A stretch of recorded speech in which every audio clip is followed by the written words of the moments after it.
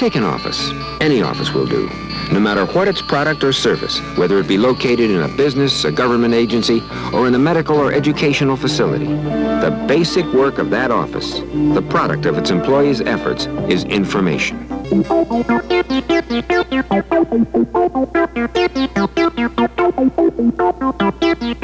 Call it a paper explosion, or data overload, or asset mismanagement. The bottom line is the same. The ultimate product of the office, information, is out of control. What's needed is not a new system, but a new concept, a way to take the office as it is and make it something it has never been, an interactive network. This is the Ethernet cable, a passive carrier capable of accepting transmissions from various kinds of office machines and terminals, and carrying them at millisecond speed to designated destinations.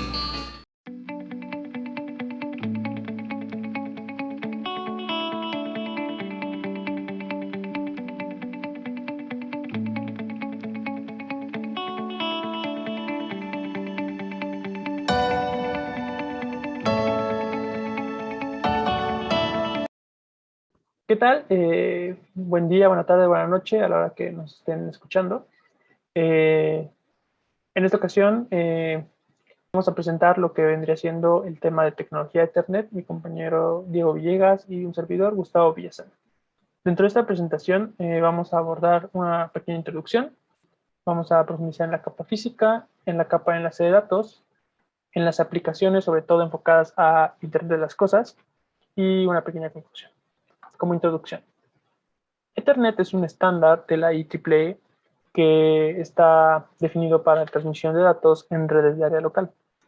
En redes típicas de negocios, algunas empresas, o como la que tenemos en los hogares, donde tenemos algunas computadoras y conectadas a un módem. Estas redes se comunican a su vez a áreas, a redes más grandes, como lo son las redes metropolitanas, que a su vez se pueden conectar a la World Area Network o redes ya mundiales, donde pues, tenemos prácticamente la conexión a Internet. Ethernet se basa en que todos los equipos de una red van a estar conectados a la misma línea de comunicación, la cual va a estar compuesta por cables cilíndricos. En un principio era coaxial, hoy en día tenemos, por ejemplo, fibra óptica. Al ser un protocolo de la IEEE, quiere decir que va a haber una estandarización, por lo cual los dispositivos que se fijan bajo este protocolo van a poder funcionar entre sí, no va a haber problemas en la comunicación y van a hablar, por así decirlo, el mismo lenguaje, van a tener las mismas reglas para poder ser compatibles. Esta es una característica que hace de Ethernet que sea ampliamente utilizado, sobre todo en cuestiones relacionadas de Internet y redes. Vamos a ver lo que es la evolución de Ethernet. Y vamos a iniciar por los creadores, Robert McAuliffe y David Box. Ellos, Robert McAuliffe, que ya había trabajado en un proyecto llamado AlohaNet en Hawaii, que precisamente trataba sobre Internet, sobre redes, pues cuando va a las oficinas de Palo Alto en Xerox a trabajar con lo que son las primeras computadoras que tienen Platinum, por ejemplo, él desarrolla la idea junto con David Box de lo que es Ethernet. De hecho, pero no solo sirve para computadoras, sino también para otros tipos de dispositivos, como por ejemplo tenemos teléfonos, radio, impresoras, etc. Como comentaba, en la década de los 70, a partir del proyecto AlohaNet, Pat McAuliffe y David Box crearon la tecnología para redes locales. De hecho, la primera red local como tal sería la de la oficina de Palo Alto en California, de la compañía Xerox. En la década de los 80 es donde surgen las primeras redes Ethernet, por así decirlo, ya a nivel comercial. En el 85 es cuando se estandariza como tal, ya bajo una norma 802.3 bajo IEEE. En el 95 se alcanzan velocidades, o ya hay un estándar para 100 megabits por segundo. En el 98 se alcanzan velocidades de 1 gigabit por segundo, y en el 2002 se alcanzan 10 gigabits por segundo. Aquí, por ejemplo, tenemos una línea de tiempo donde se ven cómo ha crecido las velocidades de Ethernet, esto considerando cables de cobre o fibra óptica. Por ejemplo, en el 83 podían transmitirse 10 megabits por segundo, cuando hoy en día, hablando, por ejemplo, 2017, podemos transmitir 400 gigabits por segundo. Dentro de las características de Ethernet que lo hacen una muy buena opción para redes, tenemos que no requieren de alimentación propia, que el mismo cable es suficiente para poder transmitir información de un dispositivo a otro. No tiene, bueno, las fallas que puede llegar a tener son precisamente físicas, de que se daña un cable o las terminales no están bien conectadas o que tengan o que estén mal hechas, que la terminación sea incorrecta. Maneja topología tipo bus, en lo que los cables están terminados en ambos lados. La línea de transmisión puede ser de hot duplex o duplex, o sea, que manda la forma en que manda los datos. Y debido a los múltiples protocolos, puede conectar entornos informáticos heterogéneos, quiere decir que podemos tener redes con diferentes características y mediante los protocolos de Ethernet pueden conectarse sin ningún problema. Vamos a ver lo que sería la capa física de Ethernet, que se sustenta en muchos dispositivos que utilizan las redes. Tenemos, por ejemplo, la switchera, que lo veremos más adelante, algunas tarjetas de red, los mismos cables por los cuales se transmite la información, algunos otros dispositivos como convertidores, e inclusive las placas de desarrollo. También veremos más adelante. Esta es una típica red LAN que podríamos encontrar en cualquier negocio. Un punto de venta, por ejemplo, ¿no? En algún local o en algún restaurante. Una pantalla o proyector para publicidad, computadoras que son en la oficina, impresoras para igualmente en la oficina o en los mismos puntos de venta. Y tenemos, por ejemplo, lo que es un server, ¿no? Donde se guardan los datos y se procesan.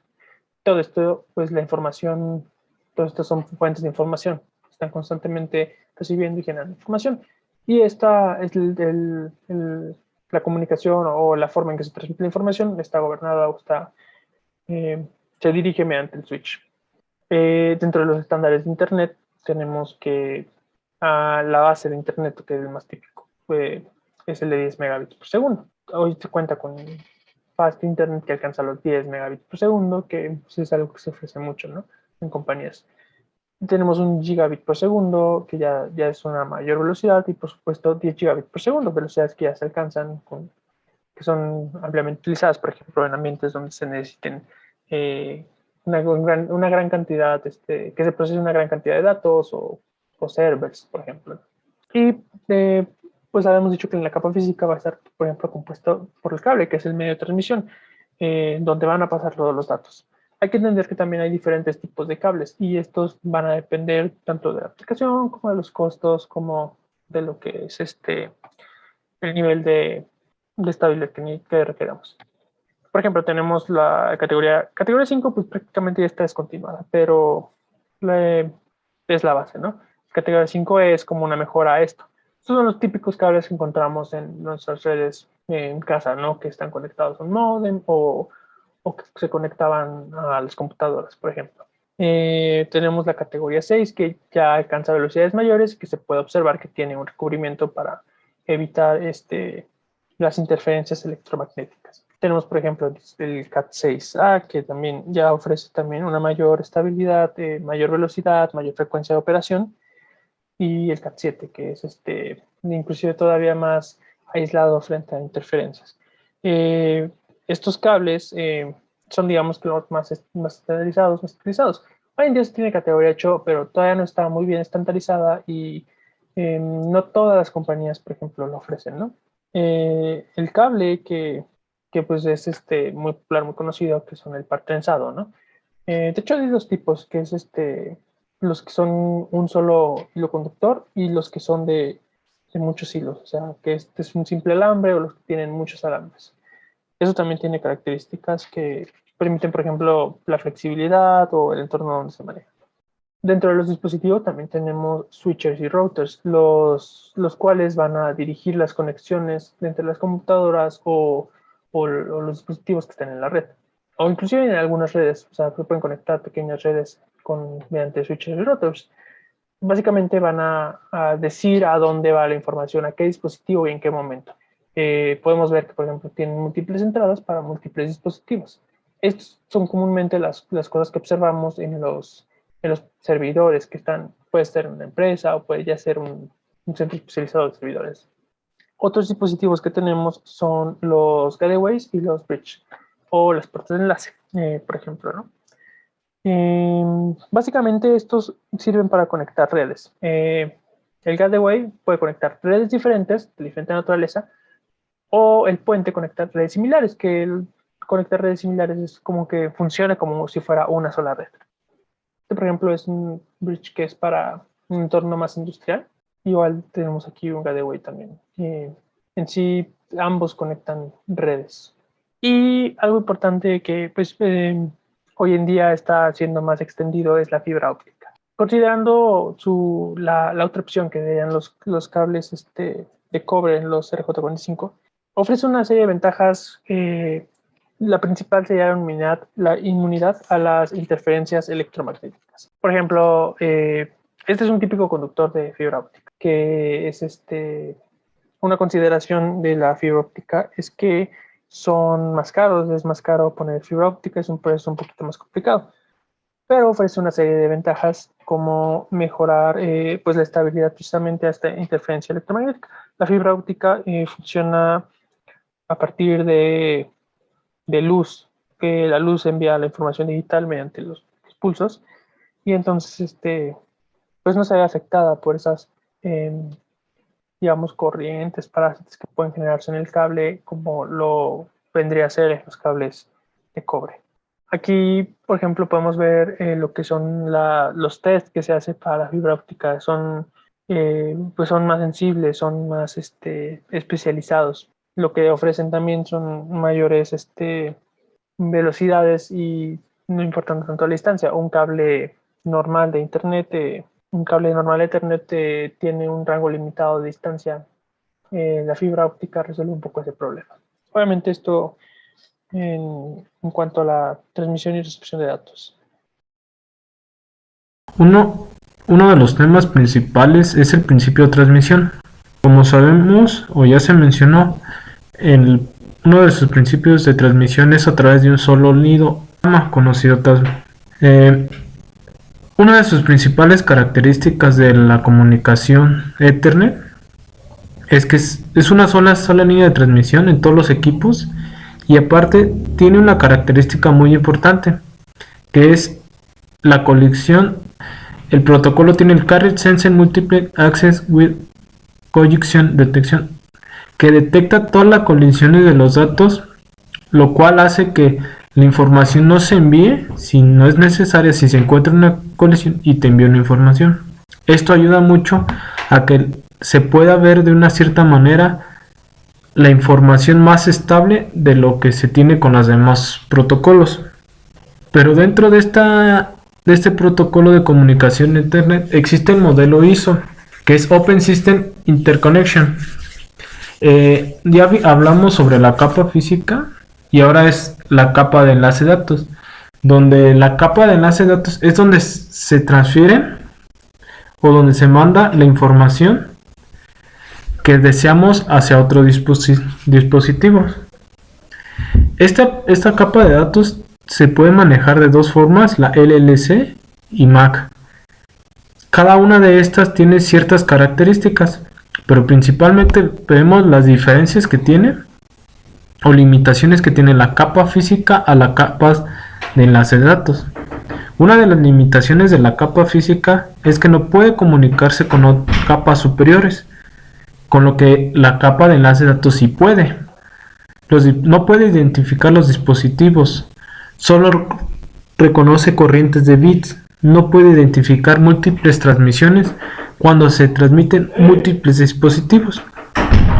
Estas limitaciones son parte fundamental también de la capa de enlace de datos. Son dos estructuras que van a la par para poder formar una estabilización mejor en lo que es este protocolo. Por ejemplo, las funciones de las capas de datos que se conecta a través de capas superiores mediante la LLC, utilizando esquemas de direccionamiento y utilizando las tramas para organizar los bits en grupos y no mandarlos en un paquete grande, digamos. Y una de las características principales es el uso de la MAC en esta capa, ya que con esa podemos identificar la fuente de transmisión y también la fuente hacia donde se quiere llegar la información. Esta capa de enlace de datos, como mencionamos, se manejan dos, la subcapa LLC y la subcapa MAC. De acuerdo a los estándares de la IEEE, la capa de enlace de datos podemos formarla de dos formas: el control de enlace lógico y el control de enlace físico. Aquí podemos observar cómo sería la estructura de la subcapa LLC, que es la Logical Link Control, donde hay capas superiores de la LLC, pero principalmente lo que es el control de enlace lógico es, por su definición, es la que se encarga en comunicarse entre las capas inferiores de esta y tener el control de acceso de la información. Pero las principales funciones es establecer la comunicación con las capas superiores, identificar el protocolo de la capa de la red, la trama del paquete de la red, y permanecer relativamente independiente del equipo físico. Esta subcapa, pues, hay mucha información, o realmente de todas, ya que es de las más utilizadas durante la industria y durante todos estos tiempos. Pero una también de las utilizadas es la subcapa MAC o Media Access Control, que más que nada con esta mucho se hace que se implementan los hardware de las tarjetas de red, ya que con ella podemos identificar exactamente dónde se encuentra ese dispositivo, ya que te limita la trama o el direccionamiento de los errores, ya que solo cuando hacemos el encapsulamiento de los datos los dirige a un solo lugar. También el control del acceso medio proporciona dos funciones dentro de esta subcapa: el control de las colisiones de trama dentro y fuera del medio, ya que, como dijimos, se identifica más en analizar qué dispositivo no envía información extra a diferentes dispositivos. Todas estas subcapas o conexiones, como también podemos decir, tienen una topología de red, la cual puede ser implementada de diferentes formas. Existe la malla, estrella, árbol, bus y anillo. Todas estas tienen ciertas características que ayudan a la velocidad, que ayudan a la mejor comunicación, pero a su vez también tienen ciertas carencias. Por decir, en la conexión o la topología anillo, si se llega a descomponer alguno de los dispositivos, la comunicación ya no es viable. Igualmente en el tipo árbol o en el tipo estrella, si el estrella y el máster se llega a tener una falla, las demás dispositivos pierden la comunicación. Y en el bus, si un dispositivo llega a descomponerse, no afecta a la comunicación de los demás, ya que tal vez más bien a ese no le llegará la información.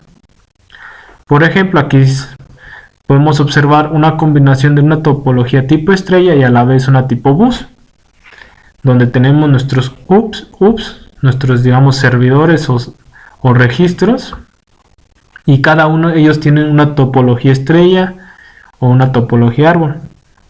Pero cada tipo de topología que se usa dentro de esta comunicación es independientemente del operador o el diseño de la ingeniería como tiene su uso.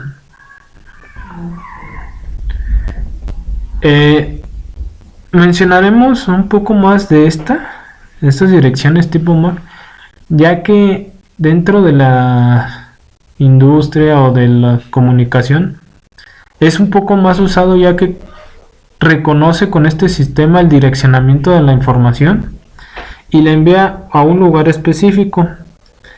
También con apoyo de la IP de internet.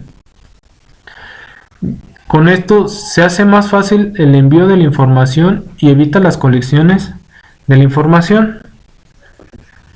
Aquí tenemos un pequeño ejemplo donde tenemos en la imagen que dentro de nuestra estructura, cuando enviamos la información, hay un identificador de etapa física y un identificador, digamos, organizacional, donde identificamos el dispositivo, Y después los demás estructuras o bits se dedican a enviar lo que es la información hacia el dispositivo que nosotros deseamos.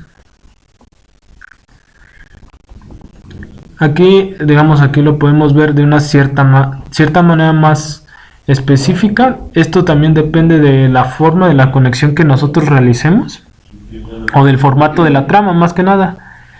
El preámbulo, como podemos observar, que es aproximadamente de 7 bits. El delimitador de inicio de trama, o sea, si iniciamos o no iniciamos. El destino del MAC y el origen. Estos son los más importantes, ya que nosotros podemos observar de dónde viene la información y hacia dónde se dirige la información. Si alguna etiqueta, esto es opcional si enviamos la información, la longitud del tipo y el encabezado, toda la información que nosotros enviamos. Y por último, una secuencia de verificación de envío de datos. El siguiente punto, vamos a ver las aplicaciones de Ethernet en IoT. Bueno, primero el valor de la aplicación. Vamos a referirnos a que dependiendo de nuestras necesidades, será como implementemos una red de Ethernet o como se tenga que implementar una red de Ethernet. Hay ciertas consideraciones, por ejemplo, el tipo de cableado que va a referir a nuestras necesidades a lo mejor en costo, que un cable Cat6 es más costoso que un 5, a su vez un Cat7 es más costoso que un 6 y esto va a estar dependiendo también de nuestras velocidades de transferencia, ¿no? Nuestra frecuencia de los datos, o precisamente el alcance, ya vemos que hay una limitante en cuanto a la velocidad dependiendo de la distancia en cables RJ45. Cables de cobre. La fibra óptica te ofrece una mejor posibilidad de una mayor distancia en los datos. Y también va a depender, por ejemplo, si nuestro entorno es pues muy rudo con ese tipo de cables, de que nosotros a lo mejor tengamos altas temperaturas o mucho ruido. Por ejemplo, en una casa, pues no se tienen este tipo de problemas. Generalmente son lugares bien ventilados, con temperaturas estables, sin perturbaciones, pero en un entorno industrial se tiene una serie de condiciones ambientales que a veces pueden requerir que un cable esté mayor blindado o que se tenga un conector un forro más grueso, o que sea de un material que sea resistente a altas temperaturas o a entornos abrasivos, ¿no? Hablando precisamente de Ethernet industrial, entornos que tienen que tener ciertas redes más estables, más con velocidades de transferencia o una gran cantidad de datos que, por ejemplo, manejan sensores que están sensando constantemente y mandando una gran cantidad de información, o que sean entornos donde se tienen pues redes como tal completas en una línea de producción, por ejemplo, o que se tienen varias subredes de diferentes procesos. Entonces estos van a ser conectados a través de conmutadores, switcheras de grado industrial, gateways, como se había visto para este tipo de redes. Son obviamente un poco más complicadas, pero por ejemplo aquí es una típica estructura donde se tiene una serie de datos y una serie de dispositivos. Y hay obviamente controles y se utilizan los protocolos TCP. Ahora, hablando de aplicaciones precisamente de IoT, Internet, por ejemplo, tenemos tarjetas de desarrollo. Esta tarjeta que es la compañía Microchip, que tiene compatibilidad con los servicios web de Amazon, pues permite poder conectar sistemas basados en microcontroladores a servicios de IoT, como lo es AWS de Amazon, en donde podemos tener prototipos de IoT basados en conexión a la nube. Por ejemplo, en esta tarjeta de desarrollo se puede conectar sensores o como en este caso se conectan a los servicios de AWS. Podemos ver la variación de un potenciómetro cuando se presiona un LED, cómo cambia el estado. Típicamente una aplicación sería un sensor conectado a la tarjeta, un sensor por ejemplo X de presencia, y que mande una serie de información mediante Ethernet. En Ethernet lo que va a proporcionar es una forma más estable, más continua, de poder leer el sensor, de poder leer lo que está pasando.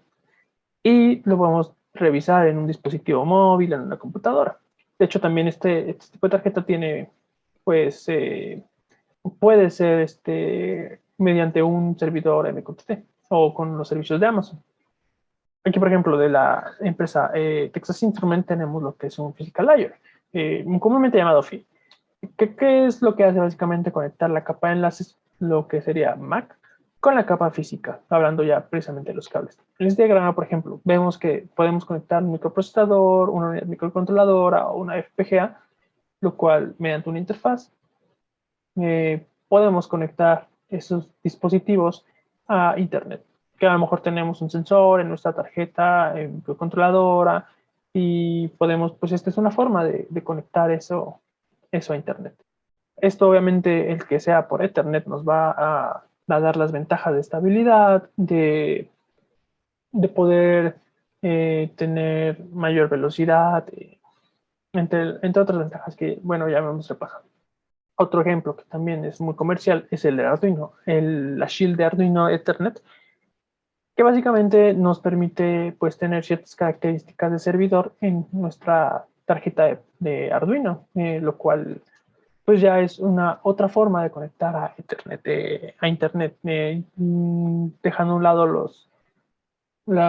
los shields inalámbricos, ¿no? Como Bluetooth o como Wi-Fi. Podemos también tener una conexión a Ethernet, lo cual nos va a ofrecer las mismas ventajas y puede inclusive hacer que la tarjeta Arduino se comporte como un pequeño, por así decirlo, server para algunos sensores, algo no muy complicado por la capacidad de procesamiento de Arduino, pero nos ofrece esa posibilidad, todo basado precisamente en Ethernet. Como conclusión, Ethernet seguirá existiendo. La respuesta es sencilla, sí, claramente. Hay aplicaciones en las cuales, a pesar de que hoy en día está muy de moda hacer todo inalámbrico o que cada vez vemos menos dispositivos conectados con cables y más con redes, sí, más redes sin cables, hay otro tipo de aplicaciones donde se requiere forzosamente que sea cableado, donde no se puede dejar de lado la estabilidad, la velocidad de los datos o la cantidad de los mismos datos. Por ejemplo, en un sistema bancario, algún banco, un lugar donde se estén realizando un montón de transacciones, pues en estos se necesita muchas conexiones eh, a Internet al mismo tiempo, la capacidad de poder procesar muchos datos, lo que hoy en día se conoce como Big Data, los mismos servidores. Es difícil imaginar a lo mejor un servidor web que opere de forma inalámbrica. Hoy en día, por ejemplo, con la fibra óptica, pues se tienen esas opciones de inclusive a una mayor distancia o con cables más reducidos. Entonces, Ethernet como protocolo nos sigue dando una serie de ventajas que hacen que su utilización, por ejemplo, en entornos industriales siga siendo un estándar, que siga siendo ampliamente utilizada y que va a seguir siendo ampliamente utilizada.